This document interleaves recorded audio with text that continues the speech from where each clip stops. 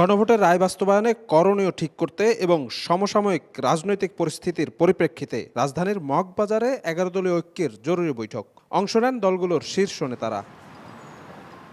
বৈঠকের পর সংবাদ সম্মেলন করেন নেতারা। তেল সংকট ও হাম সংক্রমণ পরিস্থিতি মোকাবেলায় সরকারের অবস্থানে ক্ষোভ ঝাড়েন তারা। প্রশাসনে দলীয়করণের মাধ্যমে গণতন্ত্র বিরোধী অবস্থান নিয়েছে সরকার, অভিযোগ ঐক্যের নেতাদের। হাস্যকরভাবে জ্বালানি মন্ত্রী এবং অন্যান্য মন্ত্রীরা পার্লামেন্টে দাঁড়িয়ে বলেন দেশে কোনো জ্বালানি সংকট নেই, অথচ উনি যখন কথা বলছেন তখন লম্বা লম্বা গাড়ির লাইন পেট্রোল পাম্পগুলো। সরকার বলতেছে সংসদে স্বাস্থ্য খাতে কোনো সমস্যা নাই। আমরা দেখছি যে হামের টিকার অভাবে অনেক শিশু মারা যাচ্ছে। 11 দলীয় ঐক্যের আন্দোলন দমনে সরকারের হুমকি ফ্যাসিবাদী ও অসাংবিধানিক আচরণ বলে মনে করছে সংসদের বিরোধী দল।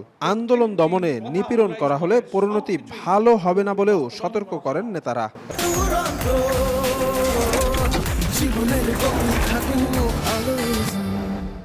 রাষ্ট্রীয় শক্তি জনগণের ট্যাক্সের টাকা পয়সায় কেনা লাঠি অস্ত্র বন্দুক আর বাহিনী দিয়ে যদি জনগণের আন্দোলনকে আবার মোকাবেলা করার সিদ্ধান্ত বা পলিসি তারা গ্রহণ করেন, তাহলে কি পরিমাণ ভুল করবেন সেটা 24 জুলাই অভ্যুত্থানের আন্দোলন থেকে তাদেরকে আমি শিক্ষা নিতে পারি। গণভোটের রায় বাস্তবায়নে 18 এপ্রিল থেকে 2রা মে পর্যন্ত ঢাকা সহ সারা দেশে গণমিছিল করার সিদ্ধান্ত নিয়েছে 11 দলীয় ঐক্য। শফিক মুন্সি, সময় সংবাদ, ঢাকা।